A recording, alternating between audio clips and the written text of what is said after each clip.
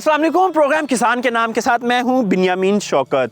Market में गंदम की कीमत मुसलसल बढ़ रही है और अगर कीमत का जायज़ा लिया जाए तो 4,000 रुपये फ़ी मन से क्रॉस कर चुकी है और मार्केट ट्रेंड बता रहा है कि ये कीमत मज़ीद बढ़ेगी। सैलाब की वजह से 30% से ज़ायद रकबे पर इस साल किसान गंदम काश्त नहीं कर सके और बहरान से बचने का वाहिद हल ये है कि जो गंदम काश्त हो चुकी है उसकी ठीक तरीके से निगहदाश्त की जाए ताकि हम जो इंपोर्ट है गंदम की वो कम से कम करें।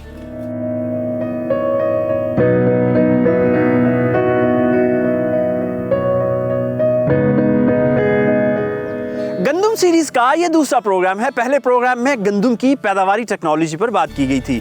आज के प्रोग्राम में बात होगी कि गंदम के टिलर्स कैसे बढ़ाने हैं, गंदम के पहले और दूसरे पानी के साथ कौन सी और कितनी मिकदार में खादें डालनी है। इसके अलावा ये भी बताएंगे कि रस्ट और दीगर ख़तरनाक बीमारियों से कैसे बचना है और गंदम में जो वीड्स आती हैं यानी जड़ी बूटियाँ आती हैं उनको कैसे तलफ़ करना है। इसके अलावा आपकी मुलाकात करवाएंगे गंदम के माहिरीन से जो आपको बहुत मुफीद मशवरे देंगे और छोटी छोटी टिप्स देंगे जो आपकी पैदावार बढ़ा देंगे।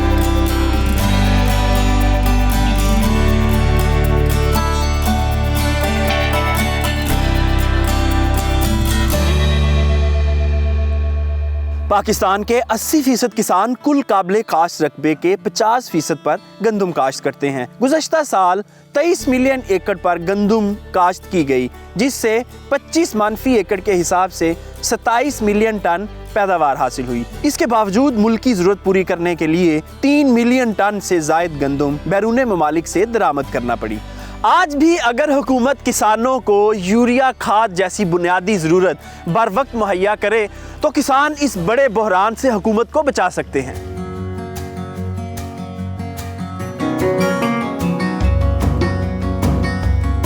इस शदीद ठंड और धुंध में हम आपको गंदम की फसलों में लेके चलते हैं और देखते हैं कि वहाँ क्या सूरत हाल है और किसान इस वक्त फसलों को बेहतर बनाने के लिए क्या कर रहे हैं।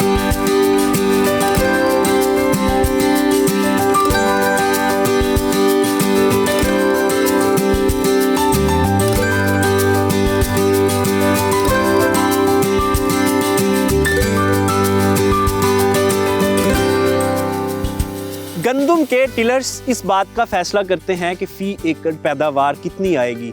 जितने ज़्यादा टिलर्स होंगे उतनी ही ज़्यादा आपकी फ़ी एकड़ पैदावार बढ़ेगी। साइंसदान जो हैं ज़रूरी साइंसदान उनके मुताबिक फ़ी एकड़ जो पौधों की तादाद है वो 1.5 से 2 लाख होनी चाहिए और फ़ी पौधा यानी गंदम का एक दाना इसकी कैपेसिटी होती है कि ये 50 से ज़ायद टिलर्स बना सके।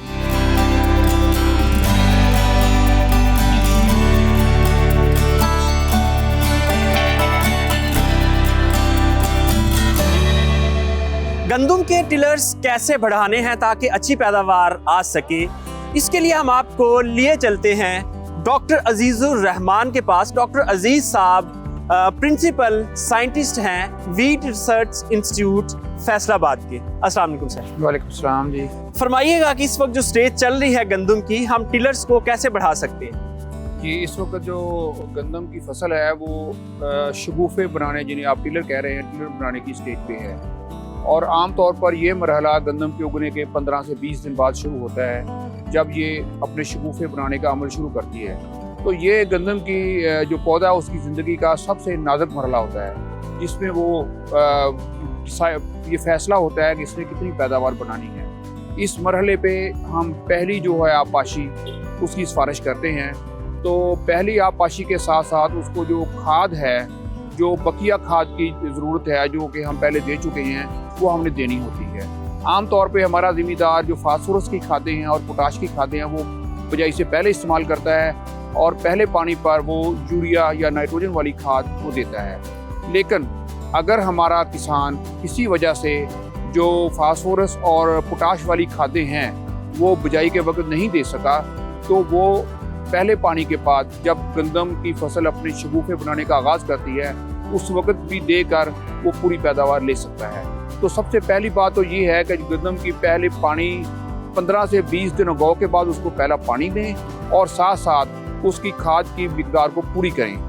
जो पहले वाली खाद उसकी मिस हो गई है, वो नहीं डाल सका, वो भी इस मरहले पे डाल देगा, तो उसकी पैदावार में यकीनन उसकी पूरी पैदावार होगी। इसके अलावा जब ज़मीन वत्तर आ जाए गंदम की फसल, तो उसके ऊपर उसने जड़ी बूटी मार अद्वियात जो हैं उनका जो है मुनासिब, वो अपनी खेत में मौजूद जड़ी बूटियों के हिसाब से उसकी वो सिलेक्शन करे कि मैंने कौन सी जड़ी बूटी मार जरी दवाई जो है वो इस्तेमाल करनी है। अगर चौड़े पत्ते वाली जड़ी बूटी हैं तो उनके हिसाब से दवाई डाले, अगर जो है घास नुमा जड़ी बूटी हैं उनके हिसाब से वो वहाँ दवाई का इस्तेमाल करे। अगर दोनों किस्म की हैं तो फिर वो कॉम्बिनेशन इस्तेमाल करे ताकि जड़ी बूटियाँ ख़त्म हों। अगर जड़ी बूटियाँ ज़्यादा होंगी तो उससे भी जो गंदम की फसल है उसके शगुफ़े बनाने की जो है वो तादाद में कमी वाक़ई होगी। इसलिए मुतनासिब खाद का इस्तेमाल, जड़ी बूटियों का कंट्रोल, ये दो अहम चीज़ें हैं जिससे वो अपनी गंदम की जो है शगुफ़े बनाने का जो अमल है उसमें इजाफा कर सकता है।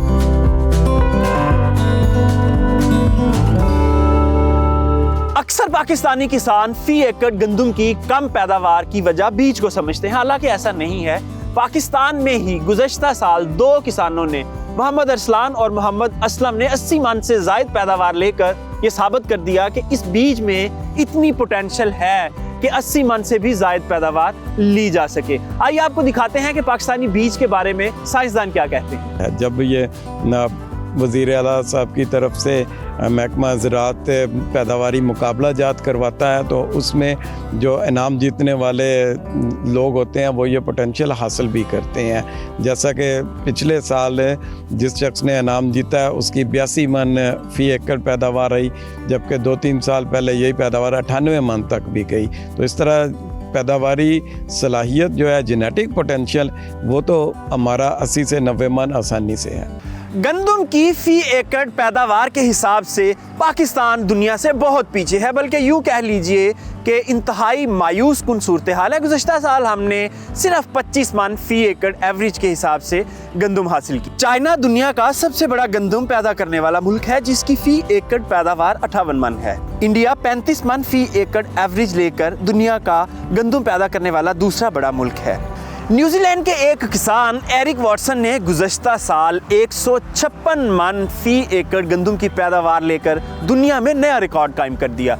पाकिस्तान में ज़री ज़मीन 2% सालाना के हिसाब से कम हो रही है। हम ज़री ज़मीन नहीं बढ़ा सकते, इसलिए जो गंदम के ज़ेरे काश्त रकबा है वो भी नहीं बढ़ सकता।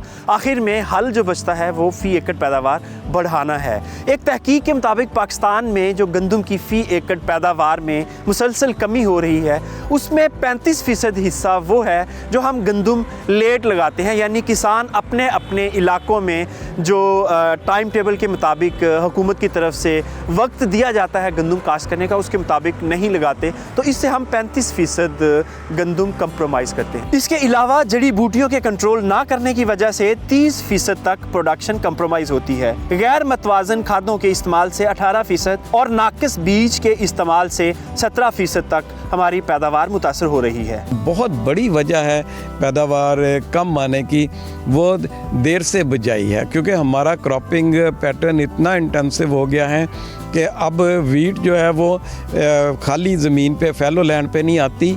तकरीबन 90% जो गंदम है वो किसी न किसी फसल के बाद आती है, और उसमें हमारा प्राउड है ये बासमती चावल है, लॉन्ग ड्यूरेशन है। उसके बाद जो गंदम काश्त की जाती है वो भी लेट हो जाती है। कपास के बाद लगाई जाने वाली शुगर मिलें देर से चलती हैं, जो गन्ने के बाद फसल लगाई जाती है, तो ये सारी ही लेट कर देती हैं गंदम की बिजाई को। तो 1947 से लेके अब तक हम गंदम में सेल्फ सफिशिएंट थे, बल्कि कई सालों में हमने इसको एक्सपोर्ट किया है। तो अभी पिछले 2-4 साल से आके, क्योंकि आबादी का तनासब बहुत तेज़ी से बढ़ रहा है और हमारा जो है पानी भी कम हो रहा है, और उसके साथ ज़मीनें भी जो हैं वो अर्बनाइजेशन की वजह से कम होती जा रही हैं। तो अभी हमें इस चीज़ की बहुत ज़रूरत है कि हम अपनी जो टेक्नोलॉजीज़ हैं उनको यूज़ करें, फार्मर को सपोर्ट करें। कुछ फाइनेंशियल जो कंस्ट्रेंट्स हैं उनकी वजह से कि उनके पास जो खुद का बीज पड़ा हुआ है, जो पिछले साल उन्होंने गंदम उगाई थी, उसी में से कुछ हिस्सा जो है वो उसको मुख्तस कर लेते हैं कि जिसको हम अगले साल उगा लेंगे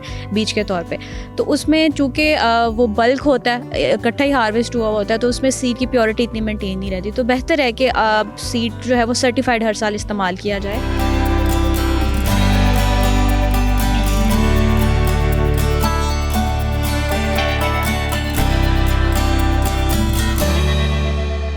दोस्तों ब्रेक, और ब्रेक के बाद आपको बताएंगे कि गंदम की चंद बड़ी बड़ी बीमारियां कौन सी हैं और उनको कैसे कंट्रोल किया जा सकता है। मिलते हैं ब्रेक के बाद, स्टे विद अस।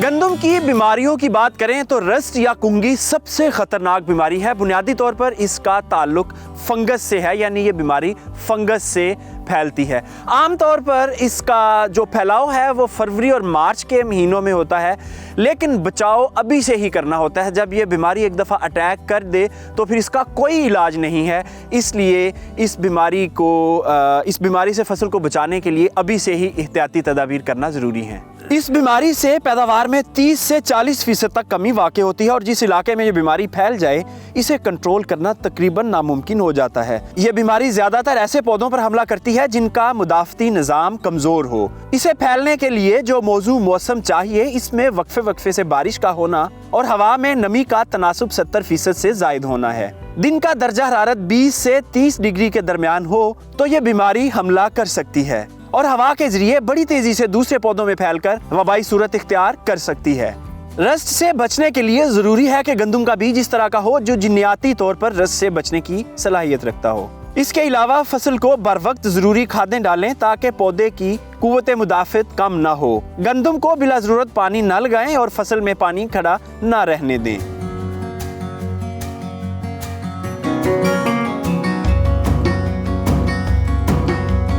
गंदम को रस्ट जैसी खतरनाक बीमारी से कैसे बचाना है, आइए आपको ज़री साइंसदान के पास लिए चलते हैं।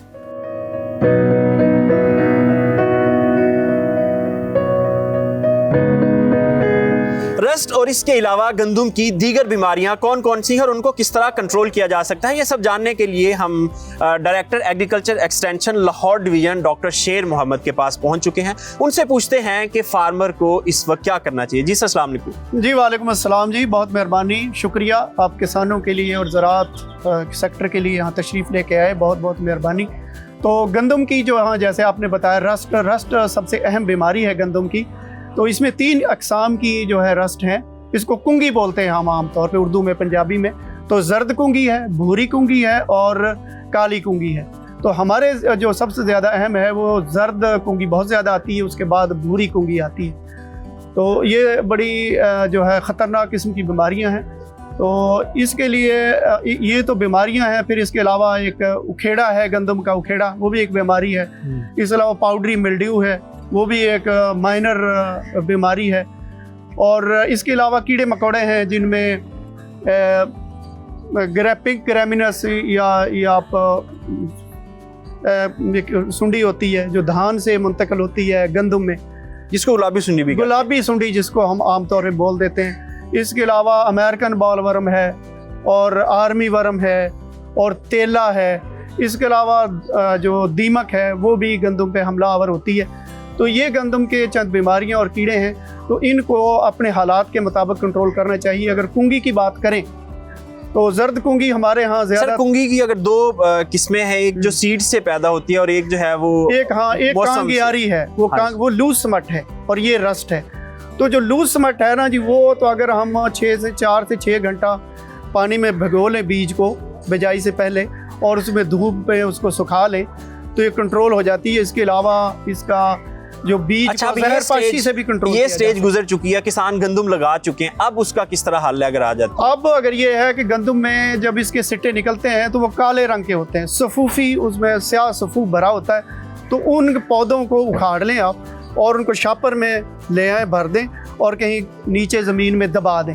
इसका सिर्फ इस वक्त यही इलाज है। इसके अलावा जो जर्द कुंगी है और भूरी कुंगी है, ये जब बारिशें फरवरी मार्च में बारिशें ज़्यादा होती हैं और शुमाली इलाकों से मरी की तरफ, रावलपिंडी की तरफ से जो हवाएं चलती हैं और बारिश भी आती है, उनमें इसके स्पोर आते हैं और हमारी गंदम पे गिरते हैं। और जब इनको टेम्परेचर 18 से 20 सेंटीग्रेड होता है तो इनकी अफजाइश गंदम पे बहुत ज़्यादा होती है। तो उस वक्त हमारे पास इनका ख़ास कंट्रोल नहीं होता। इसका वाहिद कंट्रोल ये है कि कुव्वत मुदाफ़त वाली अक़साम जो हैं वो काश्त कीजिए।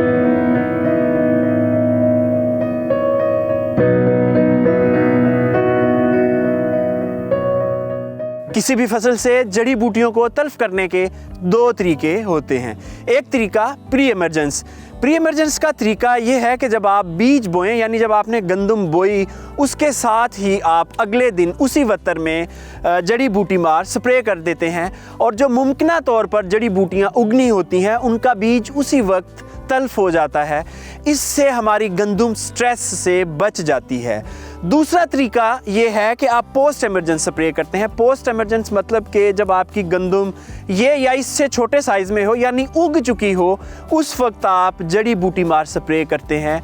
तो उसका जो नुकसान है वो ये होता है कि जब ये इतनी बड़ी जड़ी बूटियाँ मरेंगी जिस स्प्रे के साथ, ये बड़ी हैवी मेडिसिन होगी, हैवी हम इसको डोज देंगे तब ये जड़ी बूटी ख़त्म होगी। तो इसका मतलब है कि उसका स्ट्रेस जो है वो इस गंदम पर भी आएगा और इस गंदम की पैदावारी सलाहियत मुतासिर होगी। जड़ी बूटियों को साइंसी तरीके से कैसे ख़त्म करना है कि आपकी गंदम पर स्ट्रेस भी ना आए, आइए इस हवाले से आपकी मुलाकात करवाते हैं एक ज़राई माहिर से। गंदम की जो अद्वियात है जड़ी बूटियों के खात्मे के लिए, उनको दो कॉम्बिनेशन में यूज़ किया जा सकता है। एक होती हैं जो जिनको हम चौड़े पत्ते वाली अद्वियात जो होती हैं की जड़ी बूटियों को ख़त्म करने के लिए जो अद्वियात इस्तेमाल होती है, और नुकीले पत्ते वाली जो जड़ी बूटियाँ होती हैं उनको ख़त्म करने के लिए कुछ अद्वियात इस्तेमाल होती है। इसके अलावा कुछ अद्वियात होती हैं उनको हम कहते हैं ब्रॉड स्पेक्ट्रम, जो होती हैं जो दोनों को एलिमिनेट कर देती हैं फार्मर के फील्ड से। तो अगर तो आप चौड़े पत्ते की जड़ी बूटियों और जो नुकीले पत्ते वाली जड़ी बूटियाँ उनको ख़त्म करने के लिए अलहदा दवाई इस्तेमाल करना चाह रहे हैं, तो आपको जो पहला स्प्रे है वो चौड़े पत्ते वाली अद्वियात का करना पड़ेगा, और बजाय से तकरीबन 25 से 30 दिन के बाद आप करेंगे। और जो दूसरे नुकीले पत्ते वाली जड़ी बूटियों को ख़त्म करने के लिए जो स्प्रे करेंगे वो आप 40 से 45 दिन के बाद करेंगे। इसकी वजह यह है कि जो चौड़े पत्ते वाली जड़ी बूटियाँ हैं वो पहले फील्ड में अपेयर होती हैं और नुकीले पत्ते वाली बाद में आती हैं। अगर आप नुकीले पत्ते वाली जड़ी बूटी की जो ख़त्म करने के लिए जो अद्वियात है, अगर वो उसी वक्त इस्तेमाल करेंगे तो उस वक्त चूँकि वो फील्ड में होगी नहीं तो उसका असर कोई नहीं आएगा, और आपको दोबारा से स्प्रे करना पड़ेगा नुकीले पत्ते वाली जड़ी बूटियों के लिए। तो ये तो इनके एप्लीकेशन का तरीका हो गया। और अगर आप ब्रॉड स्पेक्ट्रम यूज़ करना चाह रहे हैं, जो हैं हर्बिसाइड्स जो हैं जिनको हम आम ज़ुबान में जड़ी बूटियाँ ख़त्म करने वाले अद्वियात कहते हैं, तो उसके लिए आप फिर उसको 25 से 30 दिन के बाद ही इस्तेमाल करेंगे।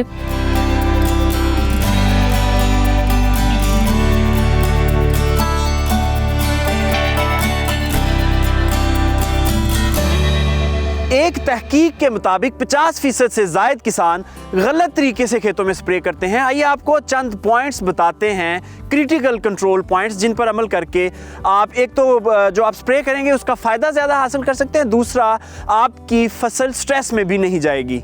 जहर तर वत्तर में हरगिज़ ना करें और ना ही उस वक्त करें जब पत्तों पर ओस पड़ी हुई हो। गंदम की बिजाई वाला वत्तर स्प्रे के लिए बेहतरीन समझा जाता है। स्प्रे के बाद अगला पानी कम से कम 2 हफ्तों की ताखीर से लगाएं। स्प्रे के लिए हमेशा कट वाला फुआरा नोजल इस्तेमाल करें। 35 से 40 दिन से छोटी उम्र की फसल पर स्प्रे ना करें।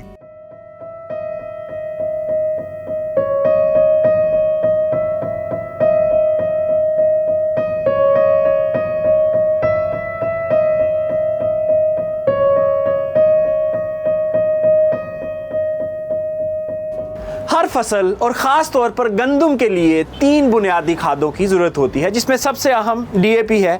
DAP का काम बुनियादी तौर पर जो पौधे की जड़ें होती हैं उनको मजबूत करना होता है। इसको हम फास्फोरस भी कहते हैं। DAP से फास्फोरस ही हासिल की जाती है, और इसको ज़्यादातर किसान उस वक्त डालते हैं जब फसल की बिजाई के लिए ज़मीन की तैयारी हो रही हो। और ये नाइट्रोजन खाद है। नाइट्रोजन खाद का काम बुनियादी तौर पर टिलर्स बढ़ाना, यानी शगुफ़े बढ़ाना, पौधे का कद बढ़ाना, उसकी वेजिटेटिव ग्रोथ करना और उसको बीमारियों के ख़िलाफ़ तैयार करना कि पौधा मजबूत हो, इसका ये काम होता है।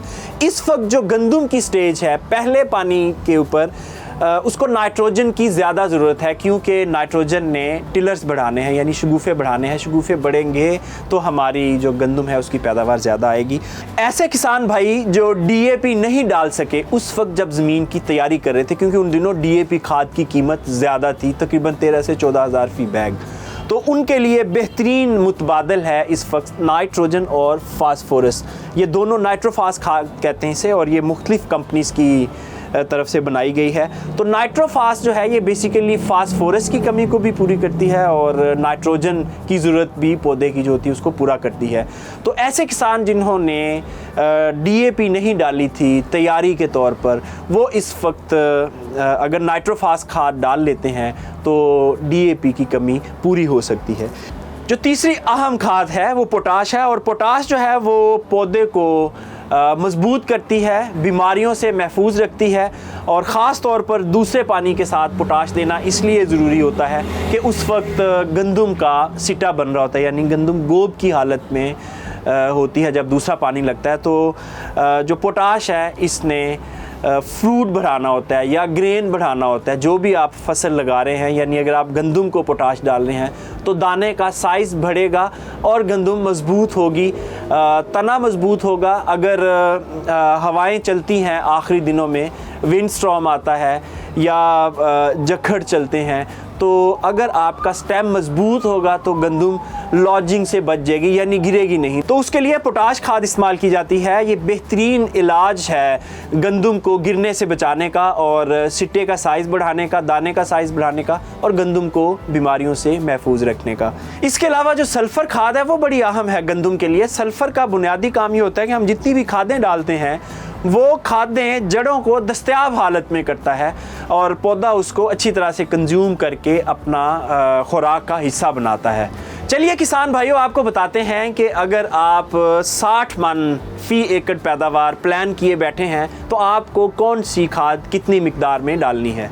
40 किलो गंदम के लिए 1 kilo 700 gram nitrogen, 400 gram phosphorus और तकरीबन 1 किलोग्राम पोटाश की ज़रूरत होती है। अब किसान भाई अगर 60 मन पैदावार लेने का प्लान कर रहे हैं तो बताई गई खादों को 60 से ज़रब दे दें और ये आपके पास मतलूबा खाद की मिकदार आ जाएगी। इससे कबल आप जितनी खाद अप्लाई कर चुके हैं ये आपकी टोटल मिकदार है जो आपने गंदम की पूरी ज़िंदगी में उसको देनी थी। अब जितनी आप पहले दे चुके हैं वो इससे माइनस कर दें, बाकी खाद 2 किस्तों में अप्लाई कर दें।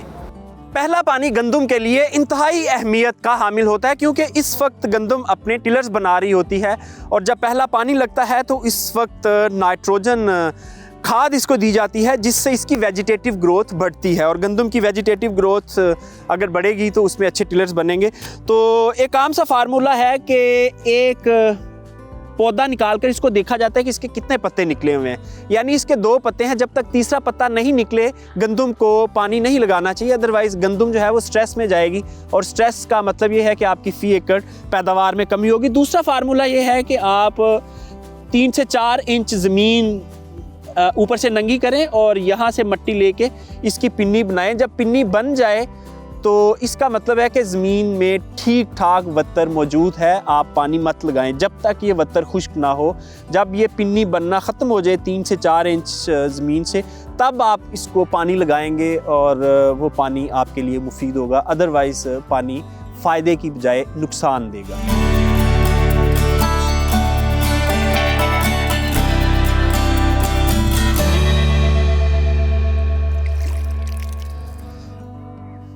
दूसरा पानी भी गंदम के लिए इंतहाई अहमियत का हामिल होता है क्योंकि इस वक्त गंदम गोब की हालत में होती है और सिट्टा बन रहा होता है और पानी का सोका जो है वो फसल को मुतासर कर सकता है और पैदावार में कमी का बायस बन सकता है। इस मौका पर कौन कौन सी खादें डालनी है गंदम को ताकि अच्छी पैदावार आ सके, तो आइए इस सिलसिले में एक माहिर से गुफ्तगू करते हैं। हमारी जो ना मेन फोकस होता है कि यूरिया डाल दी, जबकि यूरिया जो है ना वो अकेले वो काफ़ी नहीं है, उसमें हमें फास्फोरस की भी ज़रूरत है, उसमें पोटाश की भी ज़रूरत होती है और वो सबसे पहले यही होता है कि वो ज़मीन का एनालिसिस करवाना पड़ता है। एनालिसिस में आपको पता चल जाएगा कि मेरी ज़मीन में कौन से न्यूट्रिएंट्स की कमी है, वो हमें देना चाहिए। अकेले आप अगर नाइट्रोजन देते जाएंगे, यूरिया दे देंगे तो उससे जो ना उसका ग्रोथ, उसकी जो ना वो कद ज़्यादा हो जाएगा, हाइट ज़्यादा होगी, उसमें और कुछ नहीं होगा। जबकि फास्फोरस अगर आप कम देंगे तो उसमें वो खुराक पूरी तरह इस्तेमाल नहीं कर सकेगा, उसकी पैदावार पे इफेक्ट आएगा। जहाँ पे पोटाश की कमी है तो पोटाश जो है ना वो नहीं डालेगी तो वो पोटाश के भी इफेक्ट करेगा। इसलिए ये जो है ना ये 3-4 चीज़ें इनको जो है ना वो मद्देनज़र रखना चाहिए।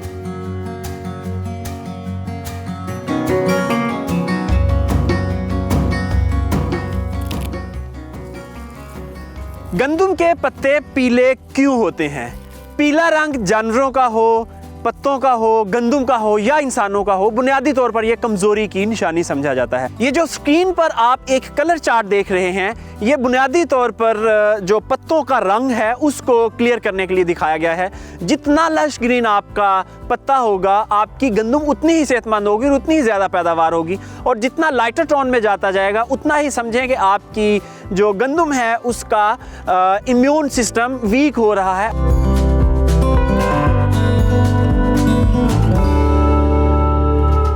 मुख्तसर ब्रेक, और ब्रेक के बाद आपको लिए चलेंगे हुकूमती इदारों के पास कि वो गंदम की ज़्यादा पैदावार के लिए क्या इक़दाम कर रहे हैं और किस तरह किसानों को एजुकेट कर रहे हैं। इसके अलावा आपकी मुलाकात किसानों से और किसानों की नुमाइंदा तंजीमों से भी करवाएंगे और उनसे पूछेंगे कि क्या वो हुकूमती इक़दाम से मुतमईन है। स्टे विद अस।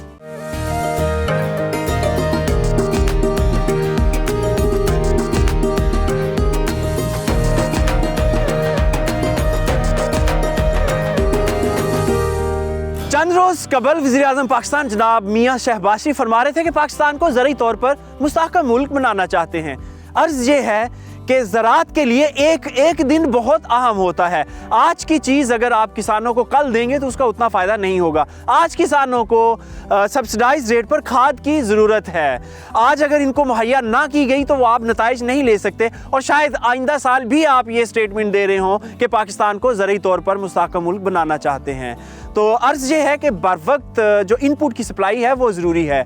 किसान खाद के ऊपर परेशान है। आइए आपको लाहौर के चंद किसानों से मिलवाते हैं कि वो खाद कैसे और किस कीमत पर हासिल कर रहे हैं। तो इस वक्त हम हडियारा के इलाके में कुछ फार्मर्स के साथ मौजूद हैं। उनसे बात करते हैं कि क्या उनको हुकूमत की तरफ से जो तय किया गया है खाद का रेट, उस पर खाद मिल रही है और बाकी क्या क्या सहूलियात मिल रही हैं। जी अस्सलाम वालेकुम। जी वालेकुम अस्सलाम। अब बताइएगा आपको खाद किस रेट पे मिली? अभी आपने पानी लगाया हुआ है और खाद भी यकीनन डाली होगी। सर हमारे पास यहाँ पे जो है ना कोई 250 एकड़ ज़मीन है, जिस पे हमारी 150 एकड़ जो है वो गंदम काश्त की हुई हमने, और कुछ जो है वो हमने जो खाद है वो यहाँ से जो है परचेज़ की है। तो हुकूमत का जो रेट है उस पर तो नहीं मिल रही, लेकिन यह है कि यहाँ पे हमें जो है 2700 प्लस 2750, 2800 प्लस 2850 तक जो है ना वो हमने जो है वो परचेज़ की है। जब हम लेने जाते हैं तो कुछ लोग ऐसे होते हैं जो कहते हैं कि हमारे पास अभी शार्ट है, अभी आई नहीं है, थोड़ी देर तक आएगी, कल आएगी, परसों आएगी। तो जिसके पास पड़ी होती है ना वो अपनी मर्ज़ी का रेट लगाता है। जी हमारे पास तो 2700 है, आपने लेनी है तो ले लें, नहीं तो सॉरी हम नहीं दे सकते। तो अच्छा आप बताएं कि आप जब खाद लेने जाते हैं तो क्या कहते हैं आगे से वो?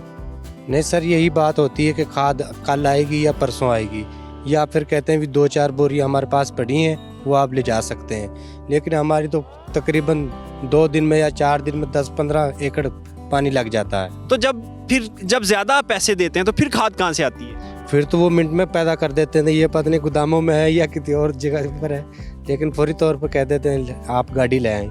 यानी कुछ जादू है जिससे फौरी तौर पर गोदाम से निकल आती खाद जब पैसे ज़्यादा दें आप। हमारे साथ इस वक्त फील्ड ऑफिसर ज़राअत के मोहम्मद रमज़ान साहब भी मौजूद हैं। उनकी ड्यूटी भी इस एरिया में है, तो उनसे पूछते हैं कि आखिर मामला है क्या। ये जब डीएपी कंपनी वाले जो है ना दुकानदारों को कहते हैं कि हमसे डीएपी लेंगे तो हम आपको जो है ना यूरिया देंगे, नहीं तो हमने यूरिया जो है ना आपको नहीं देना, अगर डीएपी उठाएंगे तो फिर आपको डीएपी यूरिया साथ देंगे। इस वजह से काफ़ी जो है ना दुश्वारी बनी हुई है कि ज़िम्मेदार इधर परेशान है। खाद है, शॉर्टेज नहीं है, लेकिन कीमत ज़्यादा जो है ना वसूल करते हैं। आपके हेडक्वार्टर वाले इस बात को तस्लीम नहीं करते कि कीमत ज़्यादा ले रहे हैं डीलर्स, तो क्या आपने ये वाली कंप्लेन कभी अपने हेड ऑफिस में की कि यहाँ ये प्रॉब्लम आ रहा है? जी हमने काफ़ी दफ़ा बताया भी है, उनको कहा भी है कि ये डीएपी जो है वो कह रहे हैं कि डीएपी साथ लें तो फिर जो है ना ये हम यूरिया जो है ना इनको देंगे। तो इस वजह से जो है आज भी हमारे इधर असिस्टेंट डायरेक्टर साहब का विज़िट था, अभी वो कह कर गए हैं इनको कि कंट्रोल रेट पर जो है ना खाद जो है बेचें। खेती बाड़ी यकीनन एक मुश्किल काम है, ख़ास तौर पर जब सर्दी हो और इस तरह की धुंध पड़ी हो और किसान फील्ड में काम कर रहे हों। ये आप देख रहे हैं इस वक्त हम ज़िला कसूर में हैं और ये कसूर के किसान हमारे साथ मौजूद हैं जिन्होंने गंदम काश्त की हुई है। उनसे पूछते हैं कि जो हुकूमत ने वादा किया था कि 2250 रुपये में यूरिया का एक बैग दिया जाएगा। क्या इनको कंट्रोल रेट पे मिल रहा है वो बैग? जी बताइएगा। नहीं जी 3000 ਨੂੰ ਮਿਲ ਰਹੀ ਜੀ, ਉਹਦੇ ਨੇ ਨਹੀਂ 3000 ਤੋਂ ਘੱਟ ਕੰਮ ਨਹੀਂ ਦੇਣੀ। तो क्या आपने कंप्लेन नहीं की हुकूमत से या किसी इदारे से? नहीं कोई ਪੁੱਛਦਾ से नहीं कर रहा, 3000 तो घट कम नहीं दे रहा खाद। अच्छा ये बताएं कि जब आप दुकान वाले के पास जाते हैं तो वो क्या कहता है, खाद है ही नहीं या है 2250 में नहीं देनी, ज़्यादा पैसे देंगे फिर मिलेगी? वो कह रहे नहीं ये खाद कम है, पिछों नहीं मिल रही, अपना नंदा 3000 तो कम नहीं होगी। अच्छा इसके अलावा आपने ये तो खाद का मसला हो गया, इसके अलावा गवर्नमेंट का कोई बंदा आपके पास आया हो, उसने बताया हो कि आपको इस तरह अगर काश्त करें, अब पानी लगाएं, अब जड़ी बूटी मार स्प्रे करें, तब आपकी पैदावार ज़्यादा होगी, कोई आपको गाइड करने आता है? नहीं गवर्नमेंट का बंदा नहीं, कंपनियों के बंदे आते हैं। अच्छा आप बताएं, आपके पास कभी कोई बंदा आया हो आपकी हेल्प करने? नहीं कोई नहीं आया।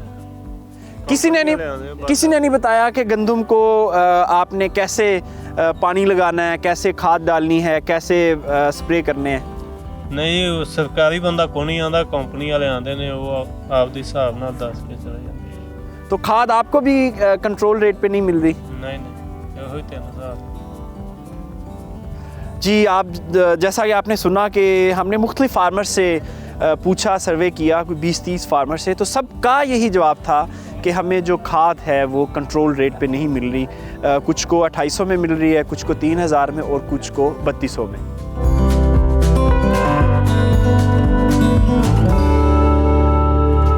आपने देखा कि लाहौर और दीगर बड़े शहरों के करीब रहने वाले किसान जो हैं वो किस मुश्किल से और किस कीमत पे यूरिया खाद हासिल कर रहे हैं, और अंदाज़ा लगाएं कि जो रिमोट एरियाज़ हैं, जो दूर दराज के देहात हैं, वहाँ के किसान किस मुश्किल में होंगे। आइए आपकी मुलाकात करवाते हैं किसानों की नुमाइंदा तंजीम के सरबराह से और उससे पूछते हैं कि वो किस कदर मुतमईन हैं हुकूमती इक़दामात से।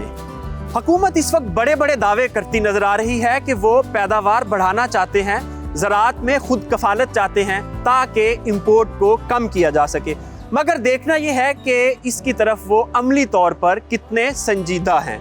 ये जानने के लिए इस वक्त हम शौकत अली चद्दर साहब के पास मौजूद हैं। चद्दर साहब किसान बोर्ड पाकिस्तान के मरकज़ी सदर हैं, उनसे पूछते हैं कि हुकूमत कितनी संजीदा है। आपने ऐन मौके पे एक बहुत अच्छे पॉइंट को उठाया है।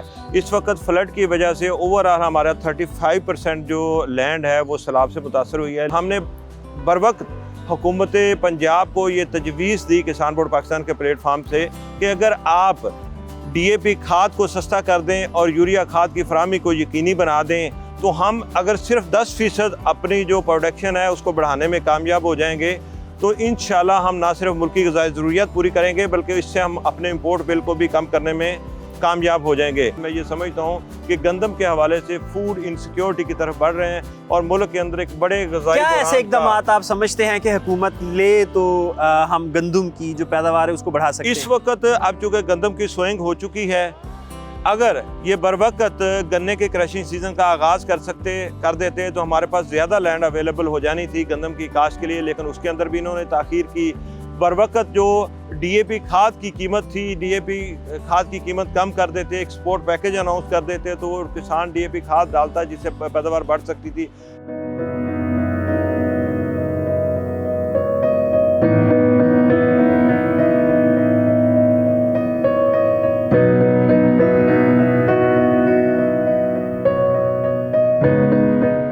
किसानों के मसाइल और परेशानियां अपनी जगह, मगर हुकूमती इदारे बिल्कुल मुतमईन हैं कि किसानों को खाद भी कंट्रोल रेट पे मिल रही है और बाकी जो किसानों की कैपेसिटी बिल्डिंग है वो भी की जा रही है, और अब तक के जो हालात हैं वो गंदम की अच्छी पैदावार के लिए बिल्कुल मौजू हैं। आइए आपकी मुलाकात करवाते हैं।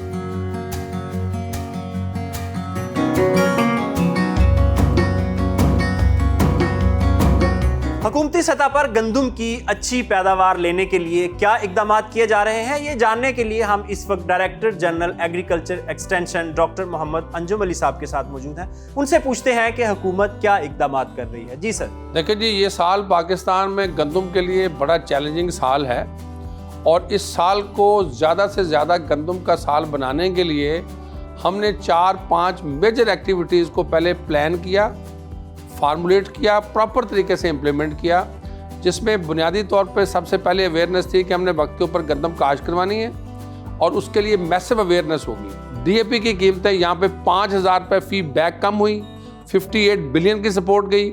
आज पाकिस्तान के अंदर जो यूरिया इंपोर्ट हो रही है। सर आपने डीएपी की बात की, लेकिन डीएपी पे सब्सिडी आपने उस वक्त दी है जब इसका टाइम गुजर चुका था, यानी बेसल डोज के वक्त जब किसान ने डीएपी डालनी थी तो उस वक्त डीएपी की प्राइस बहुत हाई थी, जिसकी वजह से ये रिपोर्ट भी है, मीडिया में भी उस वक्त आया कि डीएपी खाद किसान नहीं डाल सका, जिसकी वजह से क्रॉप कंप्रोमाइज होने का खदशा है। जी, मैं इस बात से इस हद तक इत्तेफाक करता हूँ कि डीएपी का जो प्राइम मिनिस्टर पैकेज अनाउंस हुआ वो 31 अक्टूबर को हुआ, लेकिन पंजाब गवर्नमेंट ने फर्टिलाइज़र के ऊपर 17 बिलियन की सब्सिडी दी हुई है और वो सब्सिडी 1,000 रुपये फी बैग के हिसाब से काश्तकार को अवेलेबल थी। आज की सिचुएशन ये है कि डीएपी का जब आपने सब्सिडी दी तो उस वक्त ऑलरेडी मार्केट में प्राइस कम हो चुकी थी डीएपी की, तो वो सब्सिडी तो डीलर के पास चली गई या प्रोड्यूसर के पास चली गई, फार्मर तक नहीं आई। आप बात कर रहे हैं वो सब्सिडी जो प्राइम मिनिस्टर पैकेज में अनाउंस हुई, मैं वो सब्सिडी की बात कर रहा हूँ जो डायरेक्टली जिम्मेदार की जेब में जाती है। वो 1,000 रुपये डीएपी के पर 2,200 रुपए, सर वो भी कूपन 500 रुपए का बिकता है, 500 हाफ प्राइस पे दूसरे लोग कूपन ले रहे होते हैं, वो कहते हैं सिस्टम इतना कॉम्प्लिकेटेड है, हम ये कैश नहीं ले सकते। इस वक्त जो थंब इम्प्रेशंस के साथ जो जिम्मेदार सब्सिडी ले रहा है उस सब्सिडी का record Punjab information technology board पे है। बात कर रहे हैं कि डीएपी का कम यूज़ हुआ है, मैं इसको मानता हूँ, लेकिन यूरिया के ऊपर इस वक्त गवर्नमेंट की पूरी कोशिश है कि हम इम्पोर्टेड के साथ लोकल को मिलाते हुए अपनी रिक्वायरमेंट को पूरा करें। अक्टूबर और नवंबर के अंदर हमारी जो टारगेट से ज़्यादा की अवेलेबिलिटी थी, अब हमें 19,600 टन यूरिया डेली चाहिए और कोशिश कर रहे हैं कि ज़िम्मेदार यूरिया का इस्तेमाल 2 किस्तों में, पहले और दूसरे पानी के साथ, और जो नहरी इलाके के लोग या जिसे कहते हैं रेतली इलाका जात के लोग हैं वो 3 छोटी किस्तों में डाले ताकि यूरिया का ज़िया भी ना हो। इस वक्त मार्केट में जो इशू आ रहा है यूरिया खाद का वो ये है कि 2250 रुपये गवर्नमेंट की सब्सिडाइज प्राइस है, लेकिन ये 2800 से 3200 रुपये के दरमियान बिक रही है। यूरिया के ऊपर गवर्नमेंट ऑफ पंजाब ने बड़ी क्लियर पॉलिसी रखी है। पहली कि जितना यूरिया पंजाब के अंदर आ रहा है उसका एक पोर्टल बना हुआ है, तमाम प्राइवेट सेक्टर के लोग उस पोर्टल के ऊपर अपनी ट्रक वाइज इन्फॉर्मेशन डालते हैं। सारी बातें ठीक है, लेकिन फार्मर तक नहीं पहुंच रहा। अगर मेरी बात आप मुकम्मल होने देंगे तो आई विल अप्रिशिएट कि जो पोर्टल के ऊपर इन्फॉर्मेशन आती है डिस्ट्रिक्ट गवर्नमेंट, डिस्ट्रिक्ट एडमिनिस्ट्रेशन इसको कंट्रोल कर रही है। डेली हम हर दुकान के ऊपर जहाँ पे खाद आती है उसकी सुपरवाइजरी सेल करवाते हैं।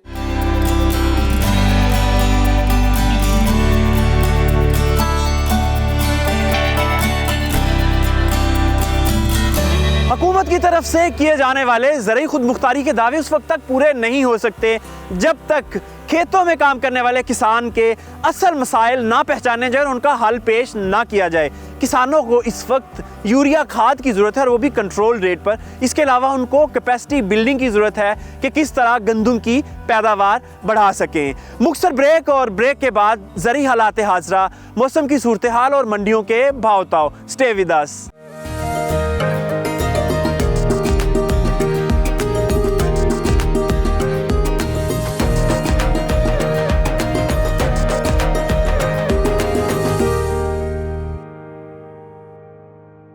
Welcome back. प्रोग्राम के लास्ट सेगमेंट में साइम रशीद साहब हमारे साथ मौजूद हैं और हम बात करेंगे ज़रूरी हालात हाज़रा के ऊपर। साइम साहब फरमाइएगा कि किसानों ने दोबारा एहतजाज किया है लाहौर में और ऐसे लगता है कि किसानों का एहतजाज अब बेमानी सा हो गया है।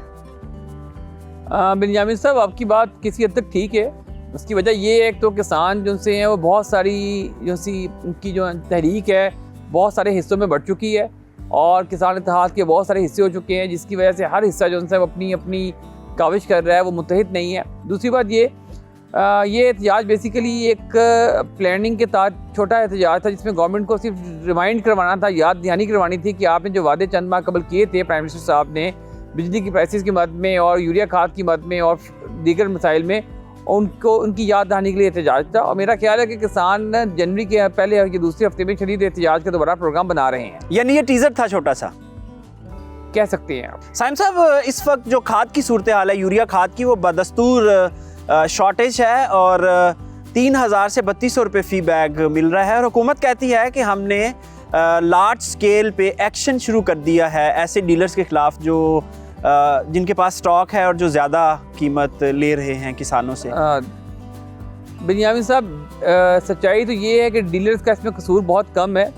असल में मैन्युफैक्चरिंग अदारे जो कि 4 बड़े अदारे हैं और बहुत बड़े माफियाज हैं, उनका कसूर है।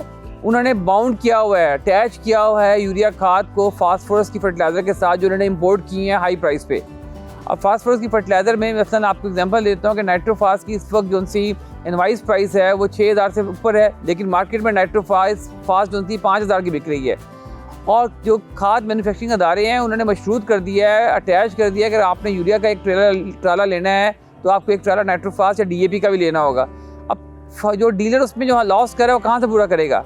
तो ये बेसिकली जो खाद मैन्युफैक्चरिंग अदारे हैं, ये लॉस उनको मिलना चाहिए था। सर, बड़ी ख़तरनाक सिचुएशन बन रही है पाकिस्तान में। जो ज़रूरी इदारे हैं जो इनपुट बनाते हैं, एक बड़े ग्रुप ने DAP का प्लांट बंद कर दिया है पाकिस्तान में। DAP अब वो उन्होंने बनाना क्लोज़ की है, तो इसका क्या इम्पैक्ट आएगा हमारी इंडस्ट्री के ऊपर?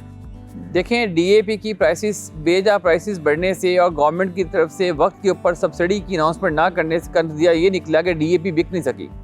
इस वक्त लाखों बैग DAP डीलर्स के पास और फैक्ट्रीज़ के पास डंप हुई पड़ी है, जो कि उसकी जो मालियत है वो अरबों रुपए है। तो फैक्ट्रीज़ कहाँ से इंपोर्ट करें? उन्होंने प्लांट बंद कर दिया। ठीक है कि ये DAP का स्टॉक है, जो हाजिर स्टॉक है, ये नील हो जाए, उसके बाद हम इसको मैन्युफैक्चरिंग में लेके जाएंगे या इंपोर्ट में लेके जाएंगे।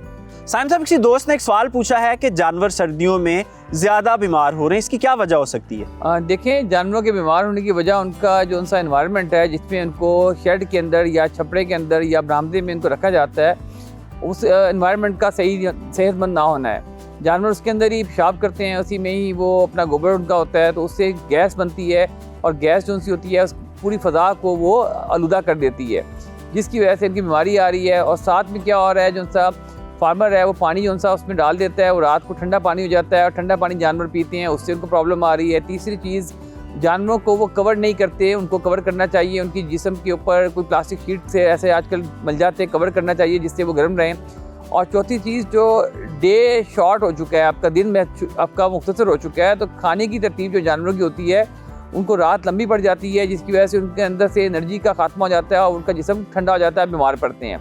आसान सा तरीका ये है कि आप रात के अंदर खाने के नींद को लिए वाफर मकदार में वंडा या चारा रखें, ताकि जानवर अपने आप को हीटअप कर सकें, एनर्जी पूरी कर सकें। और अपने जहाँ पे जानवरों को अपने छप्पर में या कमरे में बंद किया हुआ है हवेली में, वहाँ पर रोशनदान, कम से कम रोशनदान हो।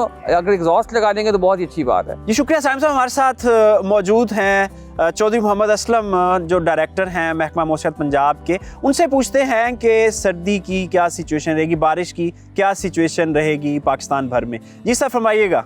जी, शुक्रिया बिनियामन। आने वाले वीक के दौरान अगर सुबह पंजाब की बात की जाए तो ज़्यादातर मौसम शदीद सर्द और खुश्क रहेगा।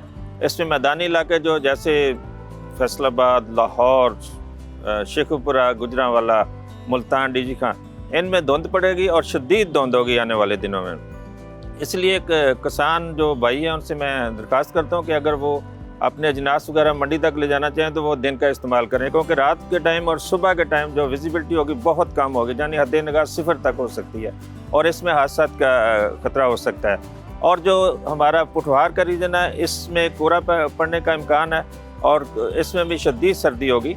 और जो इस्लामाबाद में कोई अगले आने वाले वीक के दौरान मौसम जुज़वी अबरआलूद रह सकता है। अगर सिंध की बात की जाए तो मौसम शदीद सर्द और खुश्क होगा, लेकिन जो इसके सखर, मौजूदोड़ू, खैरपुर और लाड़काना के अजला जो है इनमें धुंध छाई रहेगी। इसी तरह बलूचिस्तान की बात की जाए तो बलूचिस्तान में आने वाले वीक के दौरान हल्की बारिश हो सकती है और इसके जो शुमाली बलूचिस्तान है इसमें काफ़ी ज़्यादा सर्दी, शदीद सर्दी होगी। इस तरह KPK की अगर बात की जाए तो इसमें आने वाले हफ्ते के दौरान बारिश के चांसेस हैं, लेकिन जो कागान, नारान, कालाम वगैरह इसमें शदीद सर्दी पड़ने का इम्कान है। जी सर, आजकल धुंध का बड़ा राज है पाकिस्तान भर में, तो किस किस शहर में, किस किस इलाके में धुंध छाई रहेगी और कितनी धुंध रहेगी और कब मतलब साफ़ होने के इम्कानात हैं? जी, अगर टेम्परेचर की बात की जाए तो जो हमारा साउथ और सेंट्रल पंजाब है, यहाँ पे टेम्परेचर जो है वो 5 डिग्री सेंटीग्रेड तक रहने का इम्कान है, जबकि जो हमारा पुठवार रीजन है इसमें टेम्परेचर जो है 0 डिग्री सेंटीग्रेड तक गिरने का इम्कान है। इस तरह सिंध की बात की जाए तो इसमें कराची में जो टेम्परेचर है 10 डिग्री सेंटीग्रेड तक रहने का इम्कान है। और अगर बलूचिस्तान की बात की जाए तो जो नॉर्थन बलूचिस्तान है उसमें जो टेम्परेचर है जो -6 तक जाने का इम्कान है, जैसे कल्लात जो वगैरह इनमें।